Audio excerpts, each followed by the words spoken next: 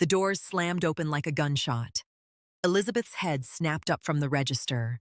She knew that sound. Heavy doors pushed with force, not courtesy. The kind of entrance that said, "We own this place." Her stomach dropped. 6 men flooded into Velvet and Silk Boutique. 4 bodyguards in black suits didn't browse. They scanned. Exits, windows, sightlines. Their hands hovered near jacket bulges that definitely weren't phones. The boutique's careful luxury shattered. The air went tight, dangerous. Mrs. Han froze mid-fold with a cashmere sweater. A customer backed toward the door, shopping bag clutched to her chest. Then he walked in. Tall, muscular. An eagle tattoo crawled up his neck from under his collar, wings spreading toward his jawline like it was choking him.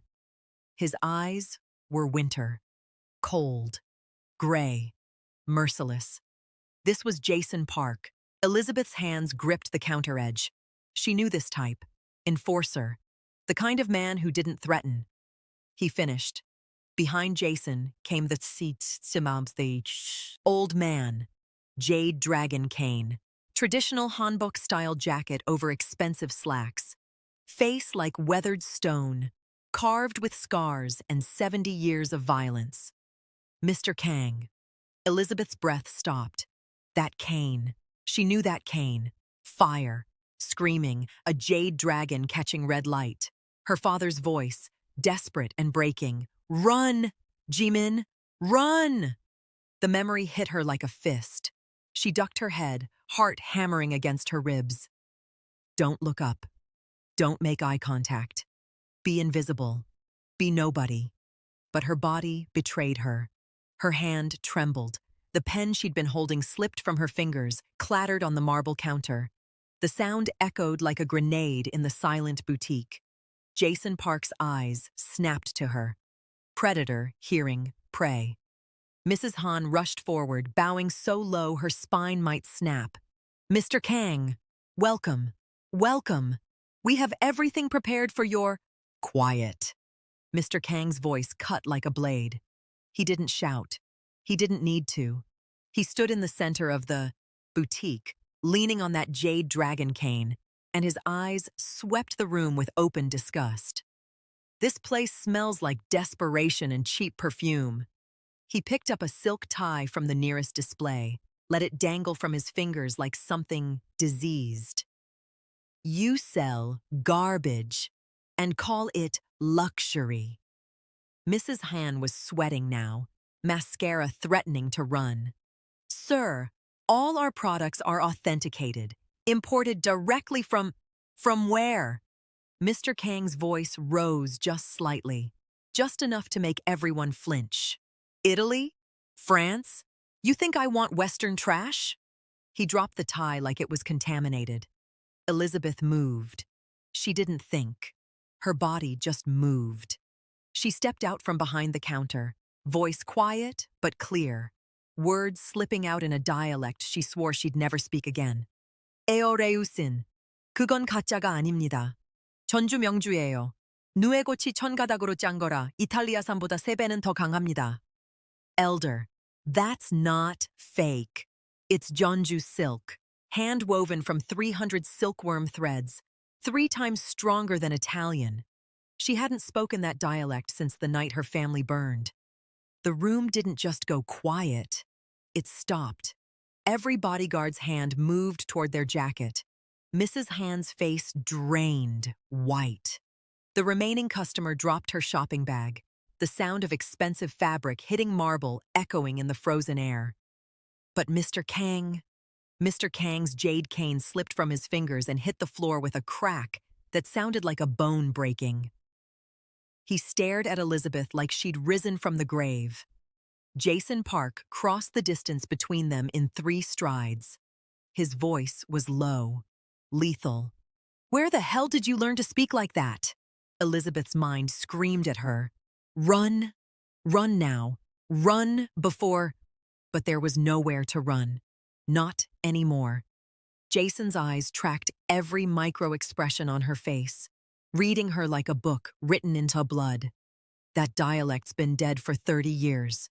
Only the old families, Spoke it. His hand shot out, grabbed her wrist in a grip like iron. So I'll ask you one more time. Where did you learn it? Elizabeth's throat was dry. Her pulse hammered where Jason's fingers pressed against her skin. She could feel her heartbeat against his palm. Mr. Kang bent slowly, retrieved his cane, but he never took his eyes off her. When he spoke, his voice was barely a whisper. Who are you? Every survival instinct Elizabeth had developed over 15 years of hiding screamed at her to lie, to make up a story about a grandmother, a language class, anything. But she was so tired of lying, so tired of running. She lifted her chin, met Mr. Kang's eyes, and spoke again in that ancient Busan dialect, the words feeling like broken glass in her throat. 저는 망자의 딸입니다. 그리고 당신이 누구인지 정확히 알고 있어요.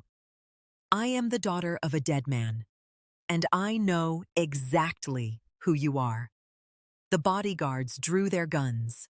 The metallic sound of slides being pulled back filled the boutique. 4 weapons, all pointed at her.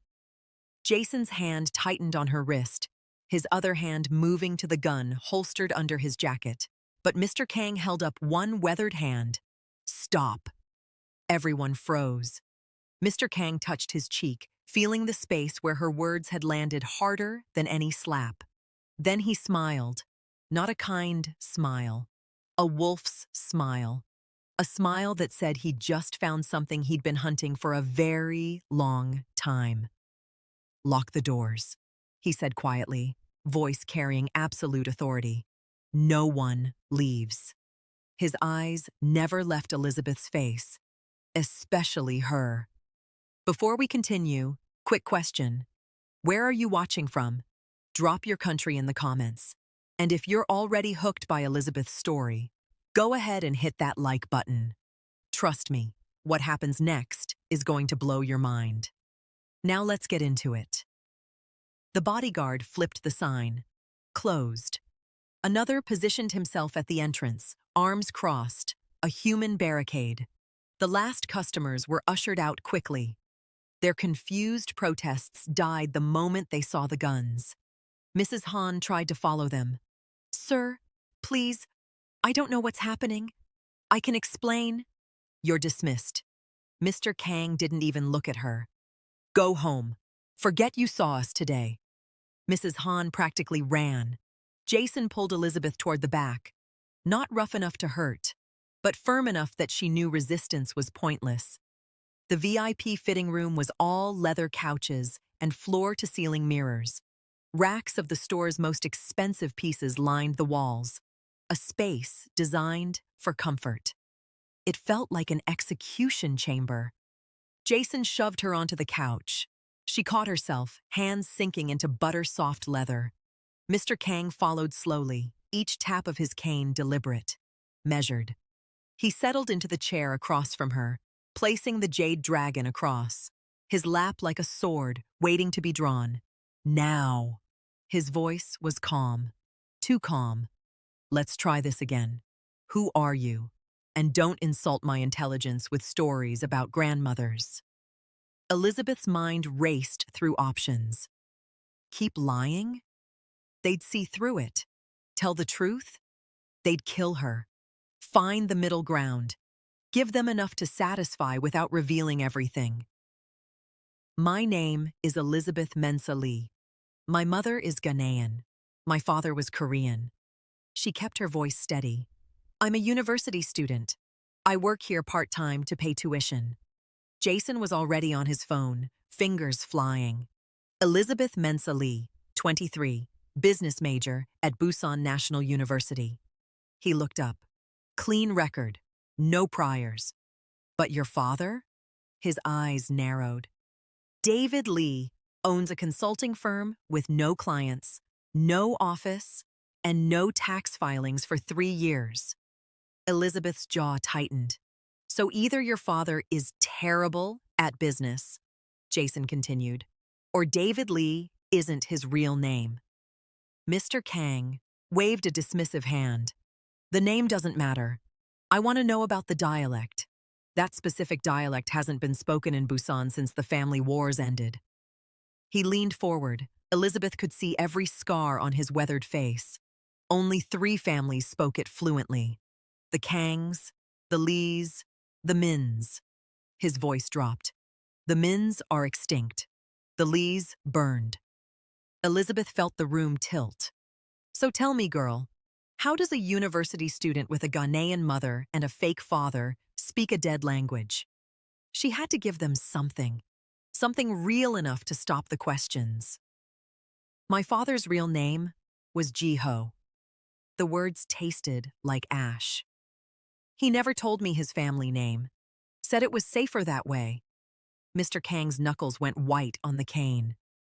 He taught me the old dialect when I was little. Before, Elizabeth's voice cracked despite her best efforts. Before everything. Where is he now? Jason's voice cut through. Dead. 15 years ago. How? Elizabeth met Mr. Kang's eyes and spoke the word that hung between them like smoke. Fire. The temperature dropped. Mr. Kang stood abruptly. His cane hit the floor with a sharp crack that made Elizabeth flinch. He walked to the window, staring out at the Busan streets below. There was a fire 15 years ago. His voice was distant now, remembering. A compound in the hills.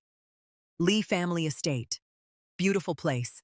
Traditional architecture, gardens, koi ponds. He turned. Everyone inside died.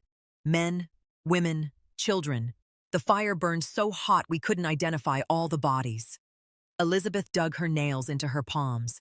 Pain to keep from screaming. We assumed the entire bloodline was gone. Mr. Kang's eyes bore into her. But apparently someone survived. Jason pushed off the wall. You think she's a Lee? I think she speaks like a Lee. Moves like a Lee. Mr. Kang pointed the cane at her. I also think she came to this boutique knowing I'd be here. I didn't know. Lies. Jason's voice was sharp as broken glass.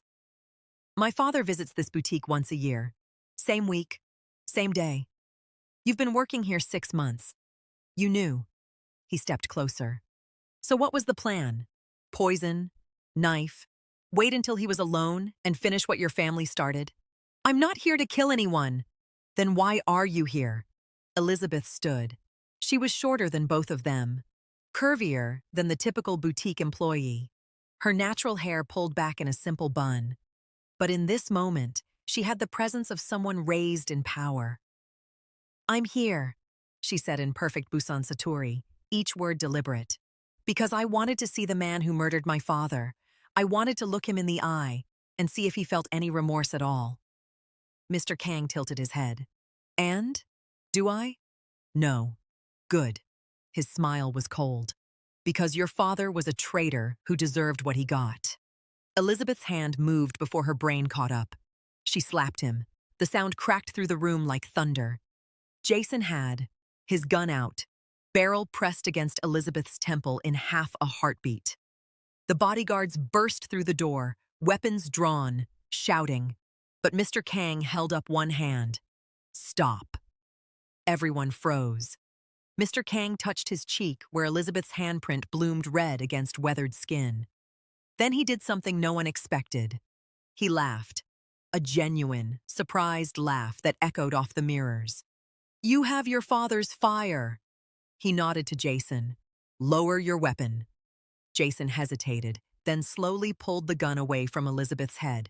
But he didn't holster it. Mr. Kang gestured to the couch. Sit down, girl. I'm going to tell you a story about your father. And when I'm done, you're going to understand why that fire was necessary. Mr. Kang pulled out his phone, swiped, held it up. 2 young men in their 20s, arms slung around each other's shoulders, laughing at something beyond the camera's frame. One was clearly a young Mr. Kang. The other, Elizabeth's breath caught in her throat. Her father, younger, happier, alive. Lee Ji-ho and I were blood brothers. Mr. Kang's voice softened with memory. We built Busan's underworld together from nothing. Two young men with ambition and no fear. He swiped to another photo. A contract. Brown stains that looked like blood, Mr. Kang confirmed. We made a pact. Loyalty above all. Family above everything. For 15 years, we kept it. Another swipe. A woman. Beautiful. Strong jawline. Warm eyes. Elizabeth recognized her mother instantly. Then Jiho met Grace. She didn't want our world. Wanted him out. Clean. Mr. Kang's expression hardened. So he went to the Gwangju family. Offered them our entire operation for safe passage out of Korea. No. Elizabeth shook her head. My father wouldn't. Mr. Kang showed her bank records. Transfer receipts. 30 million won. Her father's signature at the bottom. The Gwangju family would have slaughtered every Kang family member, Jason added, voice flat. Men, women, children. Your father knew that. Elizabeth stared at the documents. The dates matched. The signatures looked real. So you killed him. Her voice was barely a whisper. I gave him a choice. Mr. Kang leaned back. Return the money. Hand over the Gwangju contacts. Accept exile. He refused. Said things were already in motion. The old man's voice dropped. The fire wasn't meant for you. It was meant for documents in his study. Proof of our entire operation. If those papers reached Gwangju, hundreds would have died. He looked at Elizabeth. I sent men to retrieve the documents. Your father fought back. The fire started in the struggle. Mr. Kang pulled something from his wallet. A photograph. Scorched edges. Water-stained. He handed it to Elizabeth. A little girl. Maybe 7. Laughing. Held tight in her father's arms. Her. I found him in his study, Mr. Kang said quietly. Arms wrapped around a metal box. Inside weren't documents, just photos. Of you.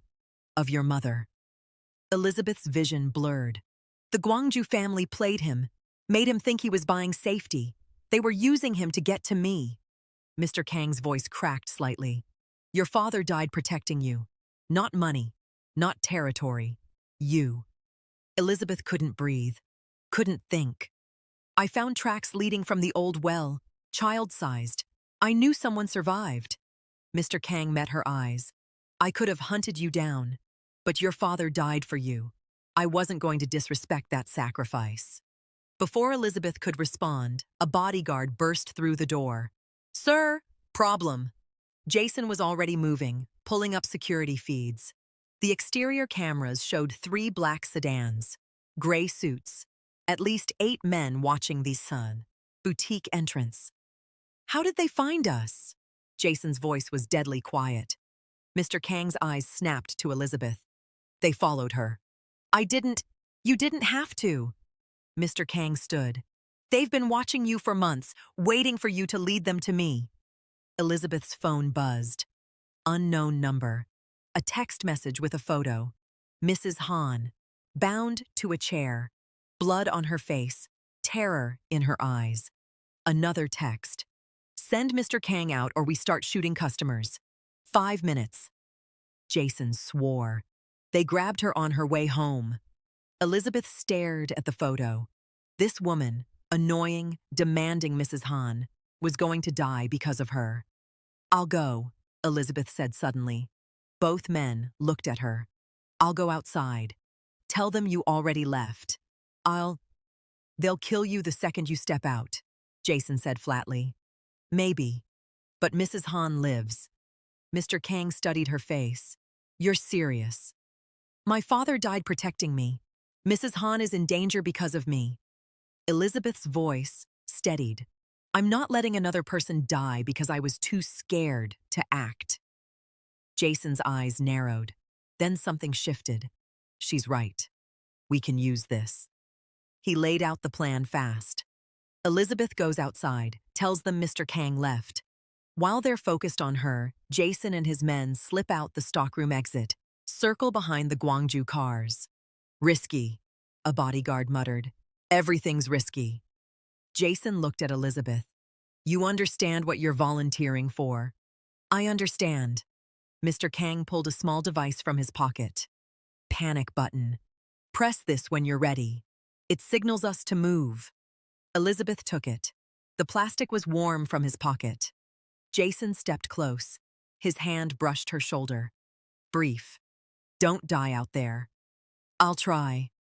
Elizabeth walked to the entrance. The bodyguard unlocked the door. Afternoon sunlight hit her like a spotlight. 8 men in gray suits crossed the street toward her. The leader had a scar running from eyebrow to chin. He smiled when he saw Elizabeth. Elizabeth Mensa Lee. Or should I say, Lee Jimin. He showed her a photo on his phone. A little girl between her parents, before the fire. Where's Mr. Kang? He left. Back exit. 10 minutes ago. Scarface didn't believe her. He grabbed her arm, started dragging her toward the cars. Then you won't mind if we search. Elizabeth pressed the panic button in her pocket. 5 seconds of nothing. Then Jason and his men appeared behind the Gwangju cars. Guns drawn. Scarface pulled his weapon, pressed it against Elizabeth's temple. Everyone stop or the girl dies. Jason froze. Elizabeth met his eyes, saw him calculating odds. Then she went completely limp. Dead weight. Scarface's grip loosened. Elizabeth twisted, drove her elbow into his ribs. Dropped. Jason fired. Scarface went down. Gunfire erupted. Glass shattered. Car alarms screamed. Elizabeth crawled behind a parked car, heart trying to punch through her ribs. 20 seconds of chaos. 3 Gwangju men down, the others retreating into an alley. Another car screeched around the corner. Reinforcements. Jason grabbed Elizabeth's hand. Move! They ran. Jason pulled Elizabeth through back alleys, moving with tactical precision that came from years of practice. His hand stayed locked around hers. Behind them, shouting, car engines, footsteps echoing off brick walls. Where are we going? Elizabeth gasped. Somewhere safe, quiet. They cut through a fish market. Vendors shouted. Elizabeth nearly slipped on wet concrete. Jason's grip tightened, keeping her upright. His phone buzzed. He checked it without breaking stride. Text from Mr. Kang. Lost them. Heading to safe house. Get the girl secure. Jason pulled Elizabeth into a maintenance corridor between buildings. Cramped. Dark. Reeking of garbage and salt water. They pressed against the wall. Footsteps pounded past the alley entrance. Elizabeth was breathing hard, adrenaline crashing. Her whole body shook. Jason watched her carefully. That elbow strike. Where'd you learn that? My father. Before everything. He taught you well. They waited. The pursuit sounds faded into Busan's ambient noise. Jason checked his phone again, pulled up a map. Parking garage, 2 blocks. We hide there until my father sends a car. What about Mrs. Han? Jason's jaw tightened. One problem at a time. The parking garage was mostly empty. Concrete pillars, harsh fluorescent lights buzzing overhead. They climbed to the top level where security cameras had blind spots.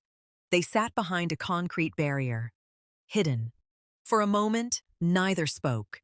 Then Elizabeth started laughing, half hysteria, half disbelief. I got shot at. I actually got shot at. Jason didn't smile. First time? Yes, I study marketing. The most dangerous thing I do is jaywalk. Not anymore.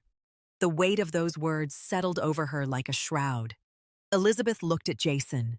Really looked. The eagle tattoo, scars on his knuckles, the gun under his jacket. How old were you when you first got shot at? Jason leaned his head back.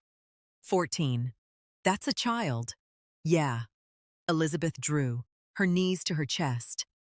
I'm not cut out for this. I should have stayed away. But you didn't. Jason turned to her. Why? You could have hired a private investigator, sent an anonymous message. Instead, you put yourself in the line of fire. Elizabeth was quiet. Then, softly, because I needed to know if I was like him. Like who? My father, Mr. Kang. Everyone who chooses this life. She met his eyes. I needed to know if violence was in my blood. And I'm terrified. I don't want to hurt people. I don't belong here. But you elbowed that guy without hesitating. Survival instinct, not bravery. There's no difference when bullets are flying. Jason's phone buzzed. He stood, offered his hand. Car's here. The safe house was a luxury apartment overlooking Busan Harbor. Expensive furniture, floor-to-ceiling windows, enough security cameras to guard a prison. Mr. Kang sat on the leather couch, Jade Dragon cane beside him. He looked exhausted. Glad you're alive. Mrs. Han? Elizabeth asked immediately. Mr. Kang nodded to his man, who showed tablet footage. Mrs. Han being released outside a hospital. Shaken, but breathing. Elizabeth's knees nearly buckled with relief. Jason guided her to a chair. Sit before you fall. Mr. Kang poured whiskey into crystal glasses. You did well. You didn't panic. You survived. I got lucky. Luck is a skill. He studied her. The Gwangju family won't stop. They see you as leverage. So what do we do? Mr. Kang laid out 3 options. 1. Disappear. New identity. New country. Never contact her mother again. Never use her real name. 2. Stay in Busan under constant protection. Bodyguards. Safe houses. A gilded cage. 3. Join them. Learn the business. Learn to fight. Stop being a victim. Why would I choose 3? Elizabeth asked. Mr. Kang smiled. Because you're your father's daughter. Part of you wants power, wants revenge, wants to stop running. The Gwangju family has your mother's information, Jason interrupted. They know she's in Accra. They know where she works.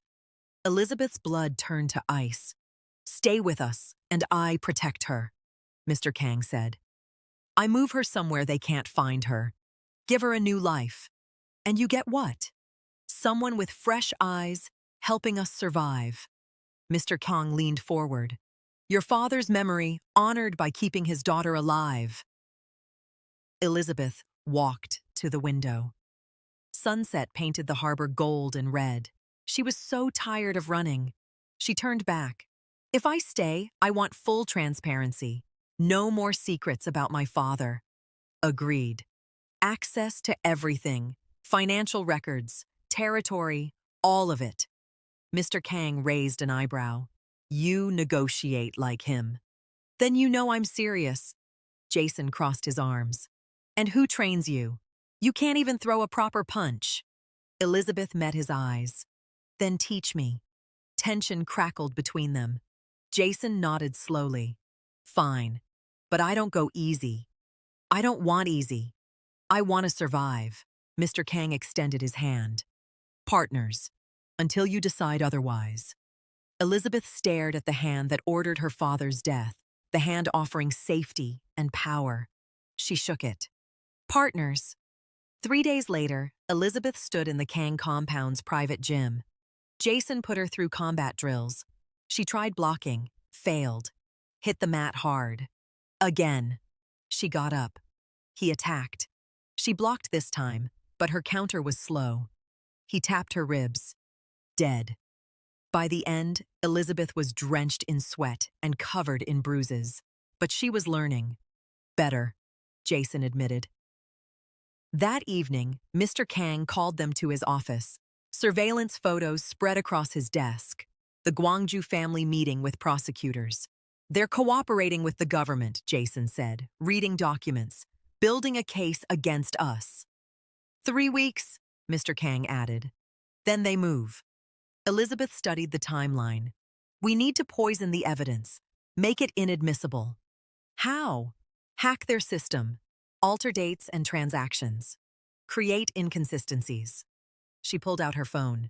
I know someone, Minjun, IT genius. Doesn't ask questions if you pay enough. Mr. Kang studied her. Set it up. But if he betrays us, it's on you. 2 days later, Minjun did the hack. Brilliant work. Within 48 hours, the government's evidence was corrupted. But Jason got a call at 2 a.m. Minjun made a copy. He's shopping it to the highest bidder. Jason was already dressing. Where is he? We don't know. Jason called Elizabeth. Your hacker betrayed us. Elizabeth was instantly awake. I'll find him. No, stay put. She hung up. Elizabeth knew Minjun, knew how he thought, where he'd hide.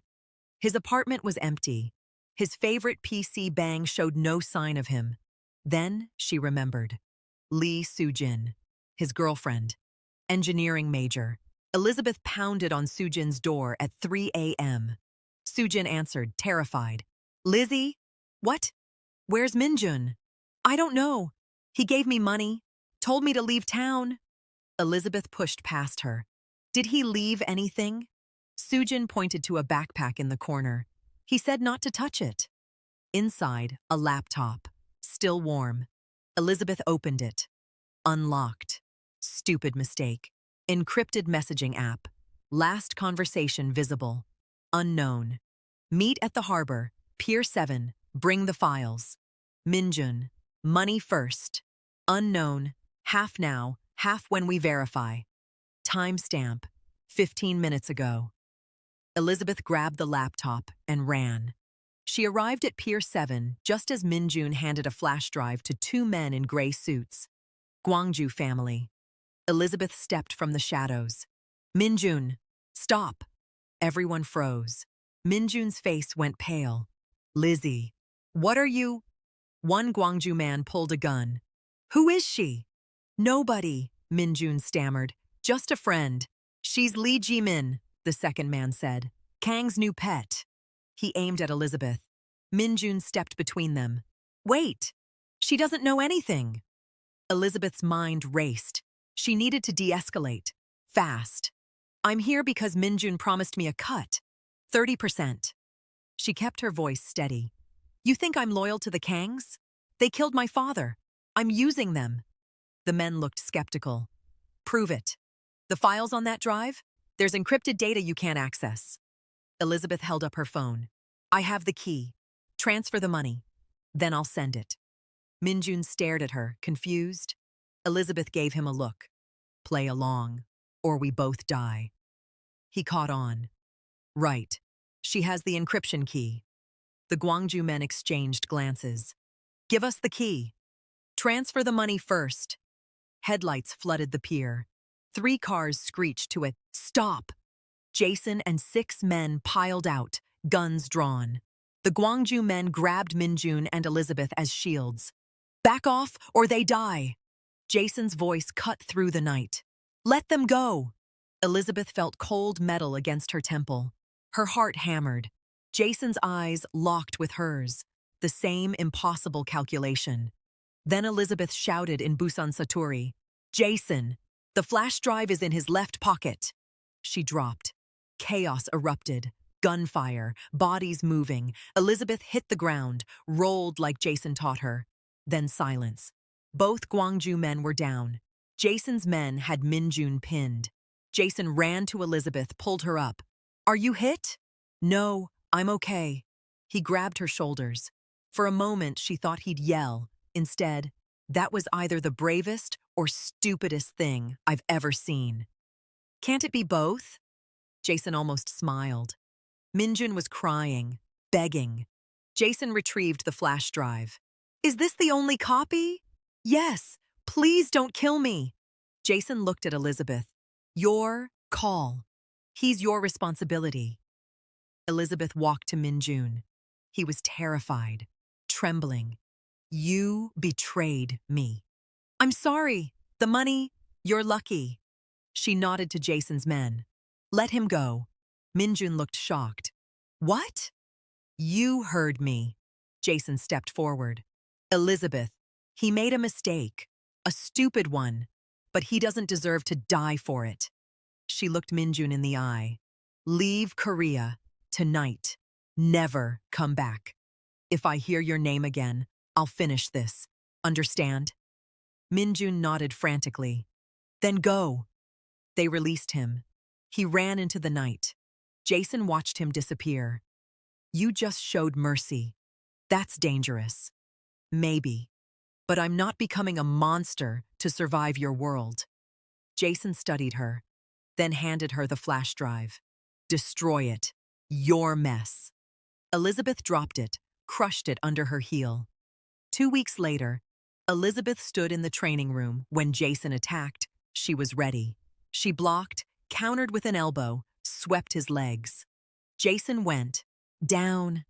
Elizabeth stood over him, breathing hard. Better? She asked. Better. He took her hand. She pulled him up. They stood close, hands still linked. Jason stepped back. You're ready. For what? Whatever comes next. Mr. Kang entered, leaning on his jade dragon cane. The prosecutors dropped the case. Gwangju family is scrambling. He looked at Elizabeth with pride. Your father would be impressed. He extended an envelope. Art auction next week. High end. I need someone who can blend in. Someone smart. Someone unexpected. Elizabeth took the envelope, felt its weight. She thought about her mother, safe now. About Minjun, probably in Thailand, learning his lesson. About her father, who chose this life and paid everything. About who she was 2 weeks ago, and who she was now. I'm interested. Mr. Kang nodded. Jason will brief you. He left.